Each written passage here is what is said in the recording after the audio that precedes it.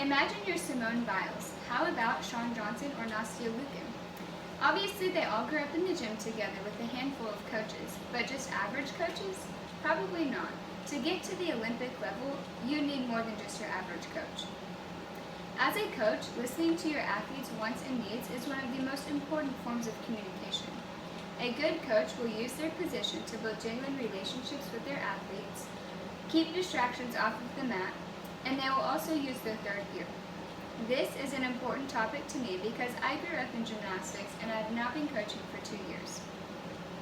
I want to convince you that if you use these 3 strategies, building relationships, removing distractions, and using your third ear, that you can become a great coach too. A good coach will use their position to build genuine relationships with their athletes. This is a way for coaches and athletes to connect on a deeper level. Having an emotional connection will boost communication details like nonverbal communication. Listening to nonverbal cues like facial expressions is essential to good coaching.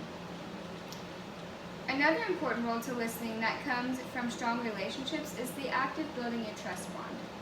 Trust between coach and an athlete is vital for good communication. If an athlete feels like they can't tell you something, obviously that is going to hinder the relationship that you're trying to build.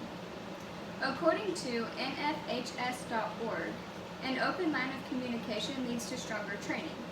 If you're a coach, you have probably gotten the side eye a few times for making an athlete run a few extra laps or maybe busting out the burpees for conditioning.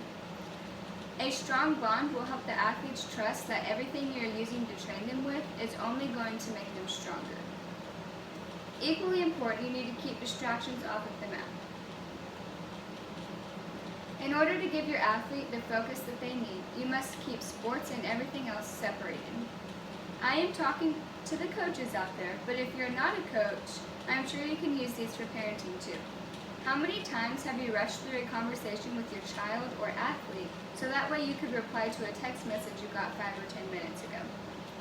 Olympians don't get to that level by themselves. They need dedicated coaches.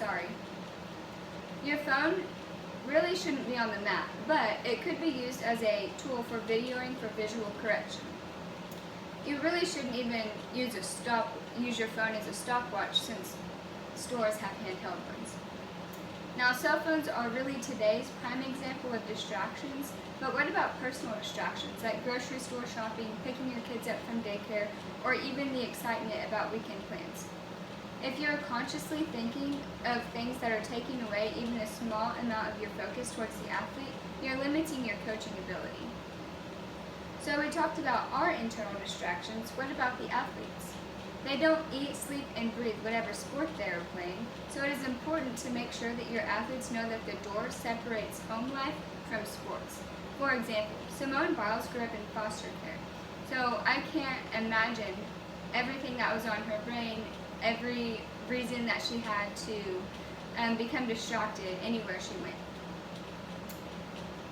Separating these things for your athletes will help better utilize your third ear. A good coach won't limit their ability to hear words only. Recognizing changes that your third ear might pick up is a very special skill that only great coaches utilize. Using your third ear requires you to first use your other 2. You use your normal ears by hearing things like literal sounds, words, cues, etc. This is the first level of listening. Using your third ear would be for things like seeing or hearing stuff that isn't directly said to you, seeing past verbal language, etc. As a coach, I've heard many finds that the athlete is fine, that their ankle doesn't hurt even though they just got back from the doctor who told them that they need to get off of it. Your third ear comes to play for that. On the other hand, I've also heard athletes complain about their ankle hurting after I let someone else rest their ankle so that way they can rest too. Obviously, my third ear would come in for that too. Sometimes using your third ear can be really hard. It might make you feel conflicted, but that's when your relationship and trust bound with that athlete comes into play. Your third ear might put you in a job crisis if you're wrong. This is why this is one of the most important roles that coaches take on. If you follow USA Gymnastics, you've probably heard the story on Larry Nassar. If it weren't for some very brave and courageous gymnasts, he might not be locked away right now. Because these athletes' coaches did not use their third ear. Actually, they didn't even use the two that they had. This is a perfect example of how poor listening can cost an entire team. In conclusion, there are many things that people can do to become a better listener.